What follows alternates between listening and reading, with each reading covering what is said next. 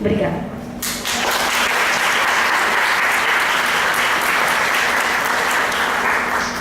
É dificílimo ficar aqui nesse papel de tentar controlar, porque eu tenho certeza que não tenho desejo de vocês falarem e tenho desejo da gente ouvir e aprender, mas é isso, a gente tem uma restrição aqui objetiva. Então vou passar para a Ana, vou pedir Ana, por favor, são 11 horas, a gente tem uma segunda mesa ainda, né? Vou pedir, vamos aprender agora um pouco com a psicóloga Ana Cláudia. Bom dia a todas e todos.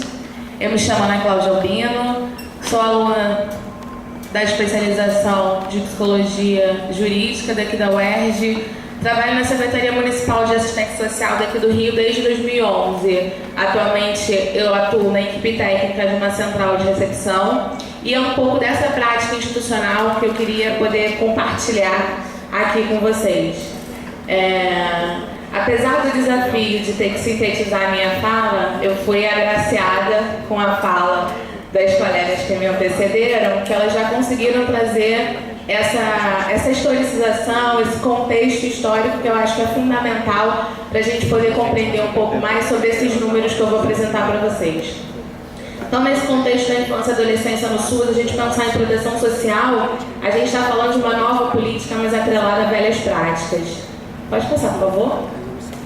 Então, eu vou me ater um pouco mais sobre o ECA e sobre o SUAS, e aí eu acho que essas duas leis têm considerações muito importantes se a gente for parar para pensar que a gente está falando de uma lei de 1990 que entende a criança e o adolescente como sujeitos de direitos, e o SUAS em 2005, através de uma política de proteção social de acesso a direitos, ela traz esse viés de empoderamento, de protagonismo desse sujeito, né? A gente está falando de desmontes, a gente está falando de resistências. Então, o que a gente conseguiu avançar, o que a gente tem, né, hoje na prática e que desafios estão por vir diante desse enfrentamento constante que a gente precisa ter no nosso dia a dia, né? Como a minha experiência na proteção social aqui no município do Rio de Janeiro sempre foi na alta complexidade, então eu vou trazer dados a partir do módulo Criança e Adolescente, o MCA, que é uma ferramenta que a gente utiliza na proteção social especial de alta complexidade. Então, pode passar, por favor? Então, o nosso cenário atual de acolhimento no estado do Rio de Janeiro, a gente tem essa consulta, eu fiz ontem, a gente tem 1.857 crianças e adolescentes acolhidas no estado, nós temos 186 unidades de acolhimento e 13 unidades do programa, 13 polos do programa Família Acolhedora, isso no estado do Rio de Janeiro. E aí, isso, não, pode continuar na tela anterior, por favor. Isso para a gente pensar, né, com relação a essas duas legislações, o ECA e o SUAS. O ECA traz a primazia do direito à convivência familiar e comunitária. Então, o que esse número de crianças, esse número de instituições, esse número de polos do Família Acolhedora, que na verdade Família Acolhedora já foi instituído enquanto política pública para que a gente possa, de fato, excepcionalizar o acolhimento institucional, para a gente romper com aquela lógica de encarceramento da população pobre. Só que a gente já tem 13 polos do Família Acolhedora ao longo do estado e 11 deles no município do Rio de Janeiro. Os outros 2 são em Guapimirim e em Laje do Muriaé. Agora pode passar, por favor. Uma outra questão, aí eu vou fazer então agora um recorte com relação ao município do Rio de Janeiro. O fato de eu atuar numa central de recepção, eu de certa forma atuo num equipamento que serve como porta de entrada, né, dessas crianças.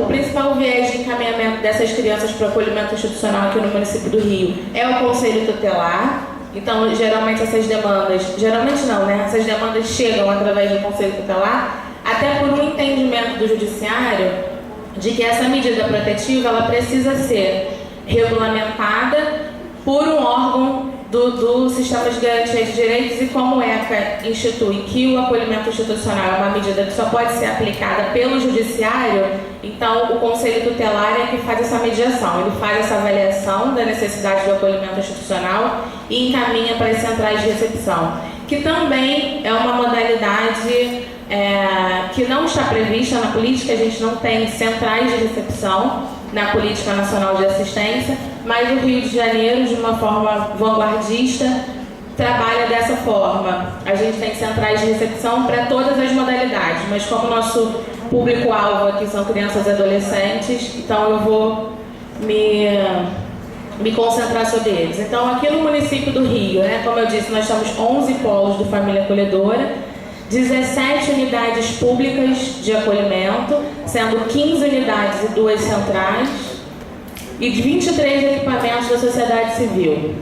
Ontem nós tínhamos 576 crianças e adolescentes acolhidas aqui no município do Rio. As faixas etárias, pena que a coloração não está muito boa, mas a gente tem um público de 0 a 3 anos, ali naquela área vermelha, que compreende 32% do nosso público acolhido. Depois a gente tem, na faixa de 10 a 12 anos, 32% dos acolhidos, e de 13 a 15, 36%. Eu trouxe essas faixas etárias para a gente poder pensar com relação à prática, né? A gente ter esse dado de realidade de qual é o público, porque quando a gente fala de criança e adolescente, a gente está falando de um público que vai de 0 a 18 anos. Então, quais são as faixas etárias que mais demandam acolhimento ou que não necessariamente demandam? Porque, como a Vânia muito bem, a professora Vânia muito bem falou, a gente tem uma questão da judicialização da infância que insiste, né, em atravessar as nossas práticas, né, na política de assistência. O SUAS, ele surge com uma pretensão de dar protagonismo a esse sujeito, como uma forma de tentar também um pouco romper essas intervenções do judiciário. Mas, infelizmente, elas ainda se fazem presentes, e aí, por conta disso, eu acho que a gente não pode falar de uma demanda, eu não tenho a pretensão de falar de uma demanda de acolhimento como sendo uma demanda daquele sujeito, né, desse público, dessa faixa etária, mas são as demandas atendidas pelas instituições. Então, as principais faixas etárias atendidas são de 0 a 3 e de 10 a 15 anos. É o público que a gente mais atende nas instituições no município do Rio de Janeiro hoje. Pode passar, por favor. E aí, em contraponto à primazia do direito à convivência familiar e comunitária, como estratégias de portas de saída, esse mesmo censo apresenta que 38% das saídas das instituições dessas crianças são através de reinserção familiar, e apenas 6% dela por guarda por família extensa. Então isso mostra que na prática a gente ainda não está fazendo o uso devido, né, da excepcionalidade do acolhimento institucional. Apesar de termos muitas lutas e muitos avanços, né, eu gostaria de considerar, a gente continua ainda não excepcionalizando o acolhimento dessas crianças. A colocação em família substituta também acontece em 22% dos casos de acolhimento, que eu também considero um número muito pouco. E com relação ao número de evasões, que ele acaba aparecendo aqui em destaque, que com 34%, como eu disse, esses dados foram tirados do módulo criança e adolescente, e ele é um sistema que a cada entrada e saída dessa criança, esse sistema gera um novo registro. Então, necessariamente, essas evasões não significam que essas crianças não necessariamente retornem para o sistema, né? Apesar de ser um número expressivo, não significa que essas crianças, por algum motivo, elas não continuem inseridas no sistema de uma outra maneira, ainda que não seja no acolhimento institucional, mas acompanhada por um serviço de convivência ou por um pai que não CREAS. Pode passar, por favor. A gente tem instrumentos norteadores que são, assim, ao meu ver, fundamental para o nosso fazer na assistência. A gente tem o segundo plano decenal de assistência, né, que foi publicado no ano passado. a gente tem um plano municipal de promoção, proteção e defesa dos direitos da criança e do adolescente à convivência familiar e comunitária, que foi uma resolução publicada com o CMDCA e o Conselho Municipal de Assistência daqui do Rio de Janeiro, que fala exatamente sobre estratégias e diretrizes para que a gente excepcionalize o acolhimento institucional e que a gente consiga, né, fazer jus àquela máxima de que o prevenir continua valendo muito mais a pena do que remediar, que a gente possa investir em ações protetivas, que a gente ainda carece muito. No Rio de Janeiro a gente tem uma deficiência muito grande com relação à quantidade de equipamentos de proteção social, sejam eles da proteção básica ou da proteção social básica ou da proteção social especial, né? A gente tem números deficitários de CRAs e CREAs, então a gente acaba tendo uma demanda muito grande para esses equipamentos que não atendem a contento as postulações da política. Então a gente precisa, e assim, se a gente não fizer jus e a gente não tiver como prática, né, o hábito de consultar esses instrumentos, a tendência é que a gente esvazie ainda mais a nossa prática e que a gente se sinta cada vez mais desmotivado diante de tantos desmantelamentos, quando na verdade eu acho que estamos aqui para sinalizar e multiplicar as nossas ações de resistência, né? Tá. Então a gente tem esse plano, que foi um plano que foi, apesar de ele ter sido publicado no início desse ano, ele tem estratégias que deveriam ser cumpridas a curto, médio e longo prazo e que ainda a gente ainda não conseguiu tirar isso do papel. Tem as deliberações das conferências municipais, como a Juliana falou na mesa de abertura, né? A gente acabou de passar pelo processo das conferências, a gente teve a conferência municipal, ontem a gente encerrou a conferência estadual e as deliberações, né, que foram tiradas dessas conferências são fundamentais e são a partir dela que a gente vai conseguir estabelecer a nossa prática e foram deliberações que foram... Estou pensando em correr e estou me desorganizando, desculpa, gente. Que foram deliberações trazidas pelo público, né, da ponta, os controles, o controle social através dos conselhos de direito e do Conselho Municipal. Eles são representados por segmentos dos trabalhadores, dos usuários e das entidades. Então, ou seja, teoricamente, são as pessoas que estão na ponta, são as pessoas que estão vivendo, são as pessoas que praticam e que são, de certa forma, beneficiadas por essa política, que construíram essas deliberações. Então, é muito importante que a gente tenha esse instrumento como um norteador do nosso trabalho na ponta. As resoluções do CFP, porque muitas vezes a gente se pergunta, né, principalmente enquanto psicólogos, o que norteia o nosso fazer, até que ponto, o que a gente pode fazer e o que não, até que ponto o que nos é solicitado a gente tem condições, né, de executar. E as resoluções dos conselhos de direito, né, como eu já falei, eu não quero fazer uma fala conclusiva, eu acho que é isso, a ideia é que a gente possa pensar, a ideia é que a gente possa continuar com as nossas inquietações, mas que a gente possa se fortalecer juntos. Pode passar, por favor? E aí tem uma frase de um poeta alemão que eu gosto muito, que nada nos pareça impossível de mudar. Muito obrigada.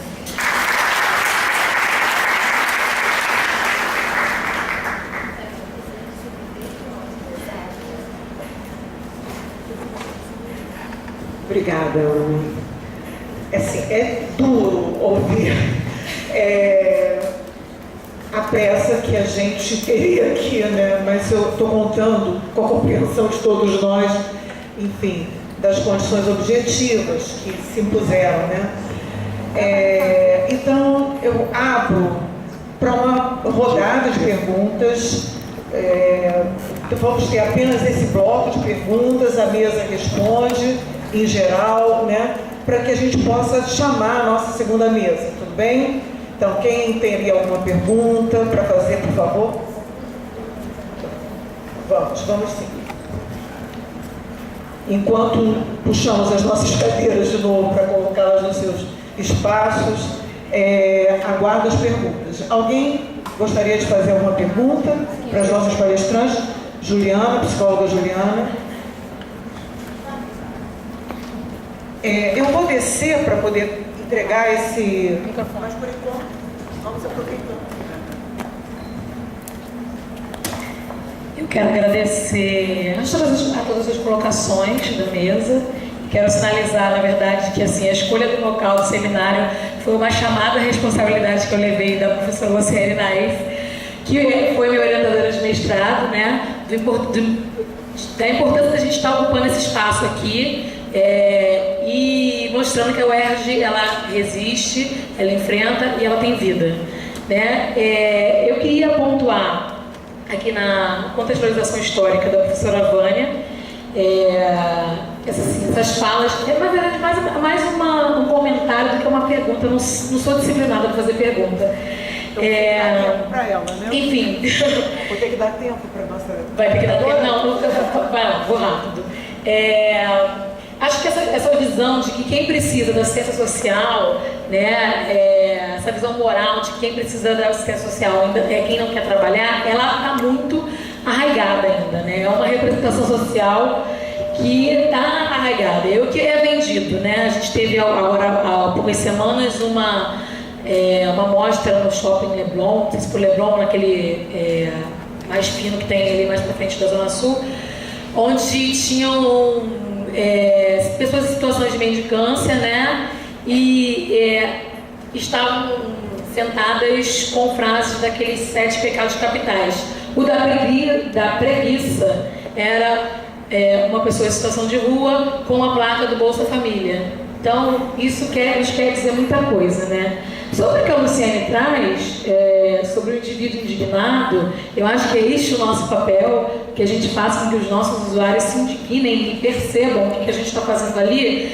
Não é favor, que aquilo ali é um direito, mas às vezes a gente leva para o campo pessoal, quando o sujeito chega um pouco mais indignado. Esse sujeito é o mais interessante para a assistência social, esse que não chega implorando o direito dele, se chega exigindo. Então a gente tem que potencializar esses sujeitos como psicólogos, né, como profissionais que estão ali na garantia de direitos, potencializar esses sujeitos a estarem indignados e a cobrarem os seus direitos, né? E a Ana Cláudia, profissional da ponta, né, a gente já trabalha junto há algum tempo, colaboradora da comissão. Eu também atuei na FACO, na Família Acolhedora, né, um programa super interessante.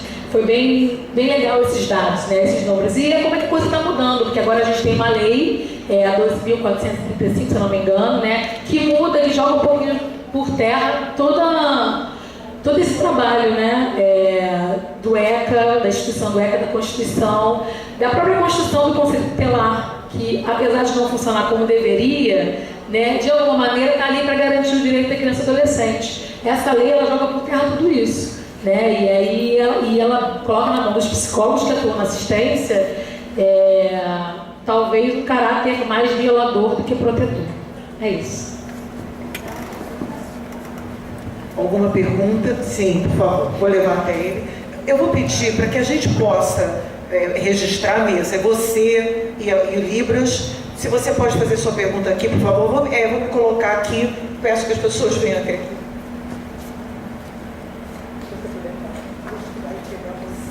Aqui tá bom?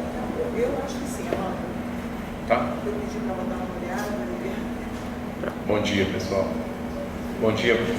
Bom dia. Parabéns pela fala de vocês, muito interessante, enriquecedor, me fez pensar algumas coisas enquanto prática, né, nós psicólogos dentro do SUS, e me veio uma questão, gostei muito quando você fala das formas de atuação, utilizando muito da experiência da psicologia comunitária, da psicologia social. Aí uma forma de provocar, cabe outras áreas da psicologia, né, da ciência da psicologia sistêmica, outras áreas dentro também da atuação do psicólogo lá no CRAS ou no CREAS, mas só para a gente trazer um pouco essa reflexão, porque como você trouxe, as atuações do psicólogo dentro da psicologia comunitária são fundamentais. Eu acho que aquilo é o essencial para você trabalhar dentro de qualquer política. Eu acho que política pública, eu acho que você traz muito bem, mas cabe outras. Eu acho que é só para uma reflexão. E a questão também que não podemos deixar de estar discutindo, eu acho que é a condição de trabalho dos psicólogos dentro desse sistema. Nós estamos hoje percebendo o desmonte, mas antes mesmo do desmonte, as condições do psicólogo de trabalho nunca foram reconhecidas, né, dentro dessa política, seja do município, seja do Estado, dentro dessa assistência. Então são precariedades dentro da nossa forma de atuação. Isso interfere barbaramente na forma em que a gente atua. Então, pensar também nessa questão da condição de trabalho, né? É isso, assim. Parabéns para vocês. Temos alguma outra questão? Sim, uma questão aqui, e depois vocês veem mais 2 pessoas e passamos para a mesa responder. Você fala, desculpa, o seu nome, por favor? Luiz? Raul Bastos? Raul Batista, psicólogo Raul Batista, um trabalhador do SUAS, né? Isso é uma direção.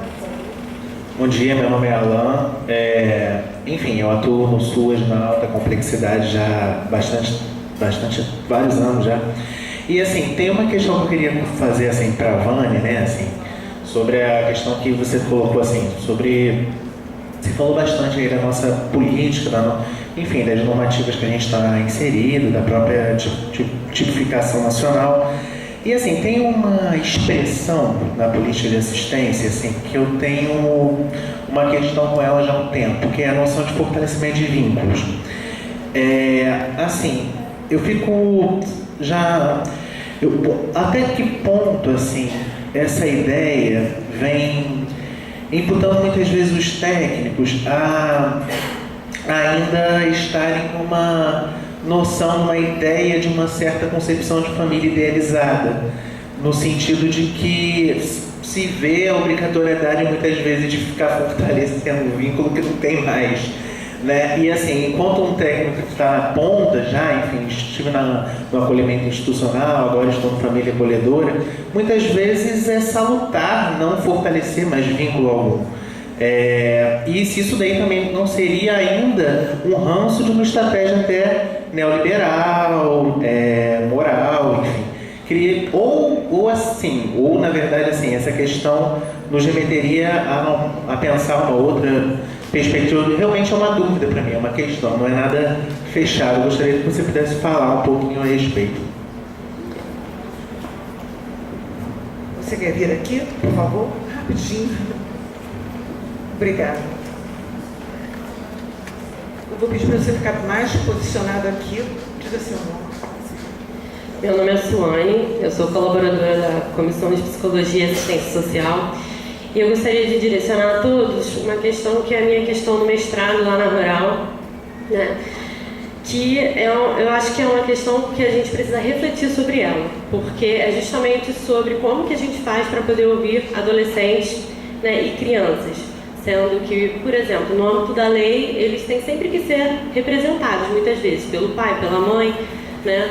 E nas instituições de acolhimento, pelo coordenador, de uma forma legal, né? Pelo assistente social, pelo psicólogo, né? Na hora da audiência concentrada. Então, assim, tem o tempo inteiro alguém falando para essas pessoas. O meu mestrado, então, está se centrando em ouvir, né, os adolescentes, porque eu entendi que era um desafio ainda maior tentar ouvir as crianças. Então, assim, o que a gente vê nas orientações técnicas, né, para os serviços de acolhimento, seria que uma forma disso acontecer seria as assembleias nessas instituições. Só que sempre que a gente tenta, enquanto trabalhador da ponta, pautar isso, fazer com que isso aconteça e que a gente denuncia que isso nunca acontece, ou que isso não está acontecendo, né? E aí o máximo que a gente consegue fazer é, nos relatórios, aparecer alguma coisa do desejo deles, né? A gente é sempre colocado como se a gente estivesse cobrando uma questão menor, como se houvessem outras coisas que fossem prioridades, né, nesse serviço. E a criança e o adolescente ficam o tempo inteiro num lugar muito subjugado.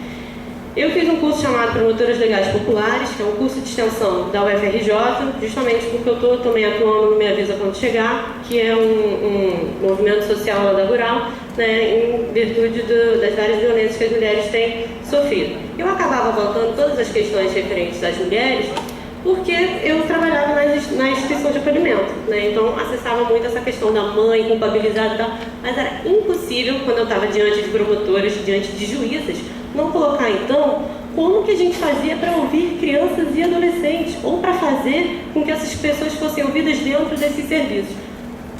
As juízas e promotoras que eu ouvi, elas praticamente choraram na minha frente e falaram da inabilidade total da lei, da falta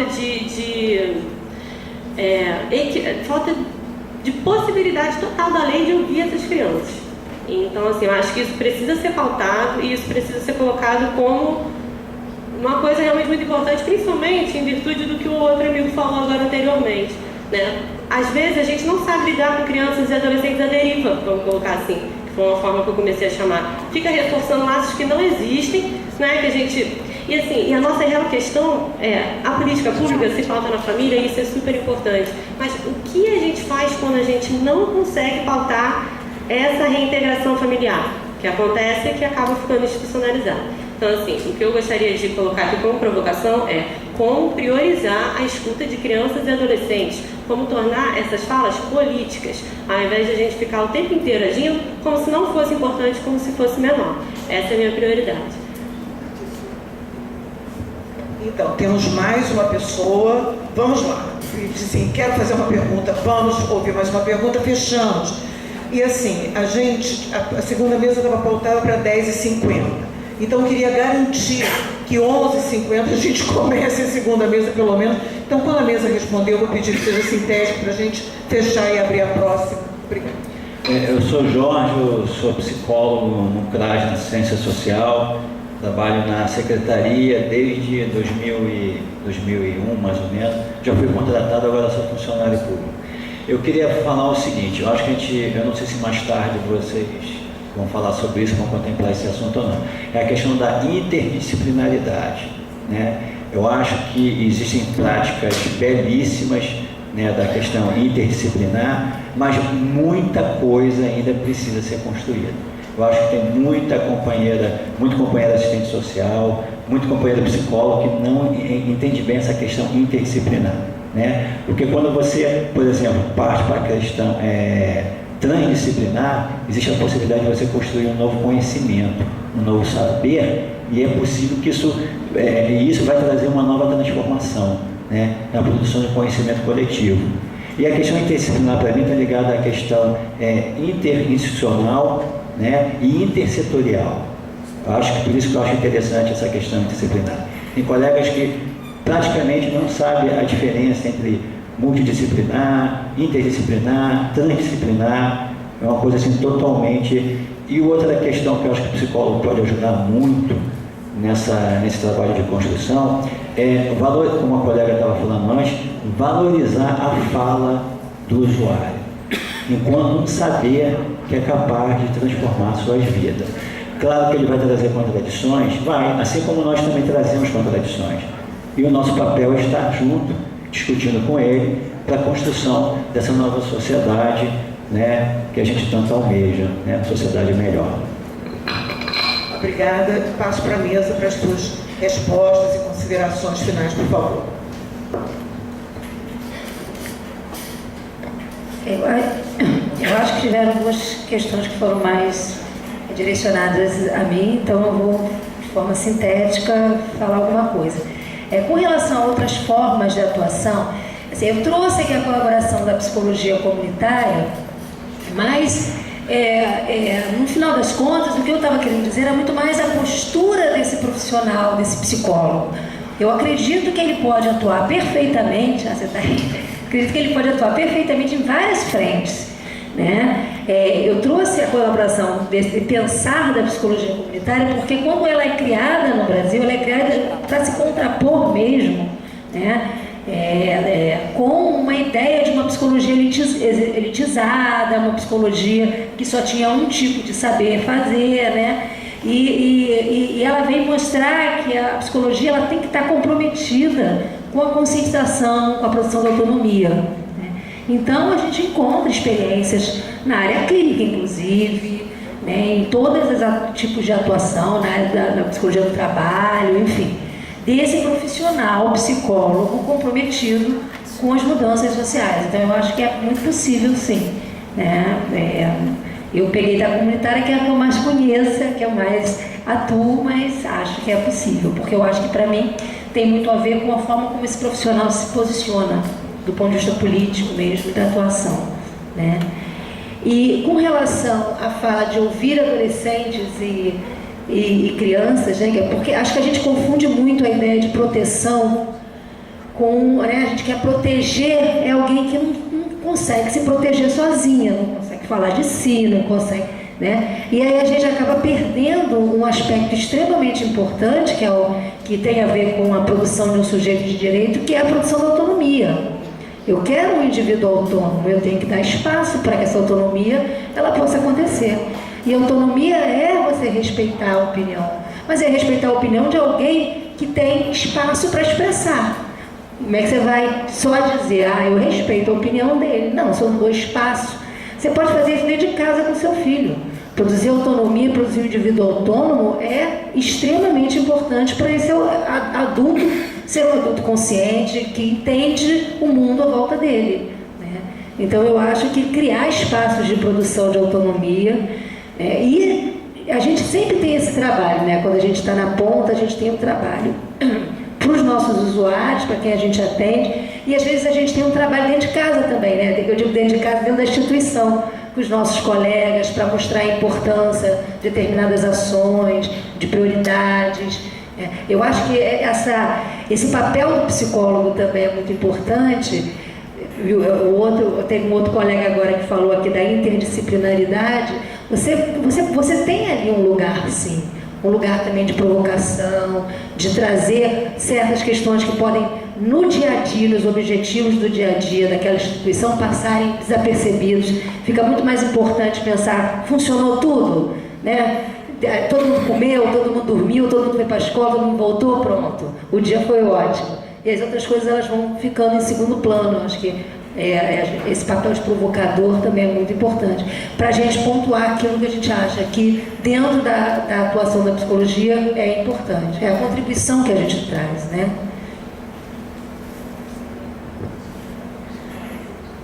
Bom, eu acho que com relação a essa questão do fortalecimento de vínculo, é uma coisa que também eu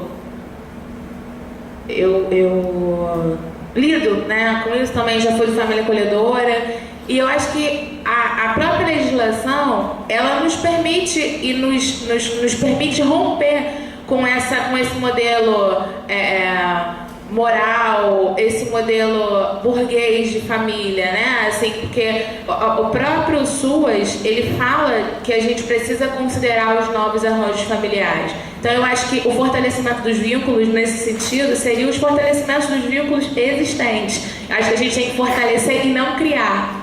Então eu acho que nesse sentido, talvez a grande sacada seja a gente conseguir identificar o que essa criança, esse adolescente traz de vínculo, e a gente trabalhar com aquele dado de realidade dela e não criar a partir de padrões, né, que já estão postos, porque a gente tem essa prerrogativa no SUS e a gente tem essa prerrogativa no ECA também, quando considera a possibilidade de família extensa. Então talvez isso seja muito mais de um exercício nosso de colocar isso em prática do que necessariamente cobrar que isso venha como uma determinação montadinha pra gente. Talvez o nosso desafio seja ousar e apontar de fato esse protagonismo do sujeito, que se são essas as relações, né, com as quais se são essas as relações que ele estabelece, então ser essas as relações que a gente vai apontar, no caso, para o judiciário, que é a quem a gente presta contas, né?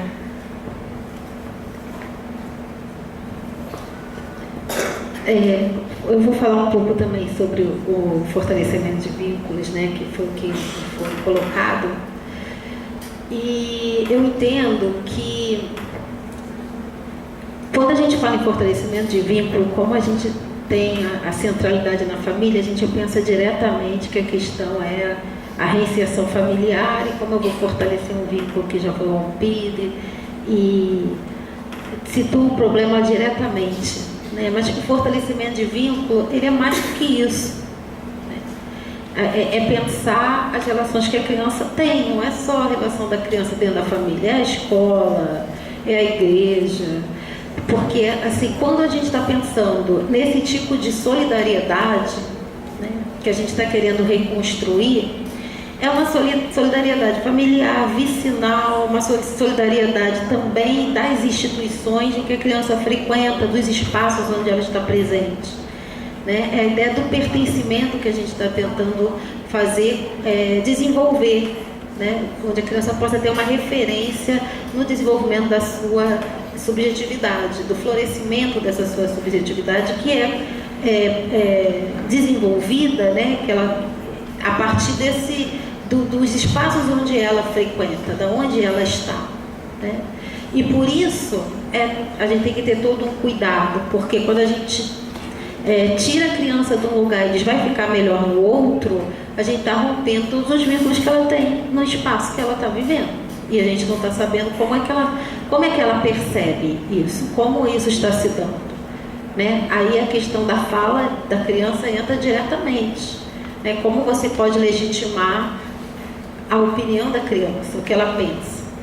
Nós trabalhamos muito com o conceito de interesse, o melhor interesse da criança. Isso vem desde os códigos. Então, são vários atores, porque infância significa aquele que não fala. Então, são vários atores que falam pela criança. São os adultos que falam pela criança.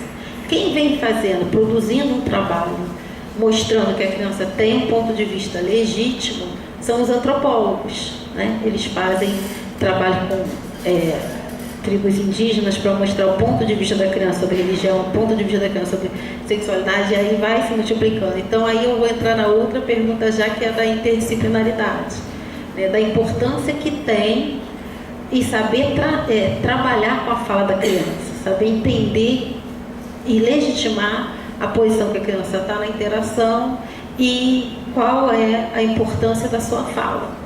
E trabalhar isso academicamente, porque é a ferramenta que a gente tem de legitimidade.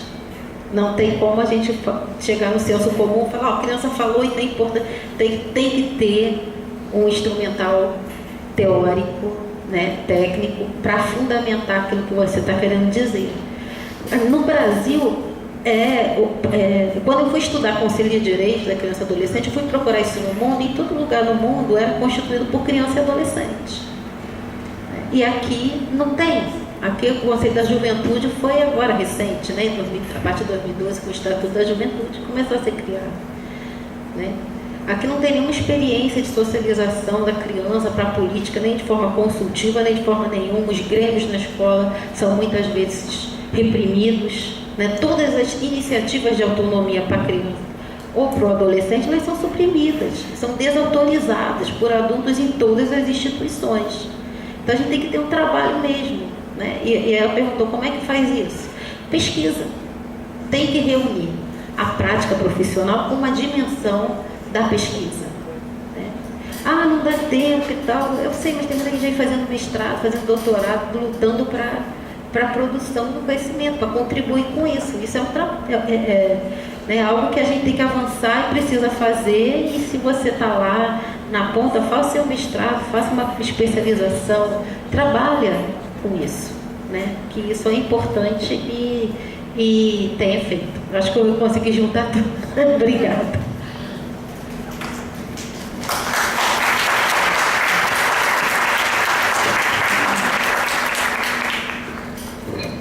Olha, foi aflitivo, mas foi muito honroso estar aqui nessa mesa, enfim, dando voz, né? Passando o microfone para vocês, incomodando com 5 minutos, 6 minutos, afligindo, né? Com uma pressa. Foi uma honra poder ouvi-las, foi muito bom.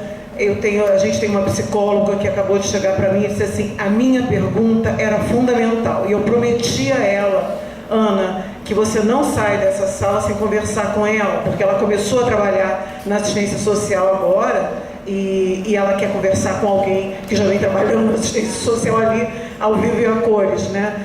E eu acho que é isso, quer dizer, mas esse vai ser o nosso dia, né? Essa vai ser, eu espero, vamos terminar a nossa manhã ainda. Queria só colocar para vocês, a gente tem certificados para pessoas que desejarem e precisarem desse certificado, vocês vão poder pegar ao final. Aqui nós vimos que tem um restaurante aqui na UERJ, pedi que avisassem que a gente está atrasado 1 hora, só para a cozinha, pelo menos, não, a gente não pode garantir que as pessoas vão almoçar aqui, é claro, mas só para pelo menos eles poderem se organizar, para facilitar um pouco a nossa vida, para não atrasar muito à tarde também, né? Eu vou encerrar aqui a minha participação, agradeço muitíssimo Ana Cláudia, Luciene, professora Vânia, aprendemos muito, eu aprendi muito ouvindo vocês, foi muito bom ouvir vocês. Eu espero que a gente possa contar com vocês no Conselho Regional de Psicologia muitas e muitas outras vezes.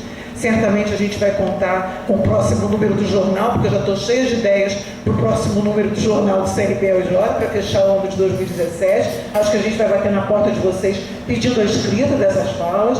Acho que vai ser muito bom, além de estar no YouTube, que a gente possa ler, pensar, e reler, e rever, e ampliar aquilo que vocês poderiam falar. Muito obrigada. Eu vou encerrar a nossa mesa e vou chamar a minha companheira Juliana Gomes, que vai conduzir a próxima mesa, por favor, tá bom?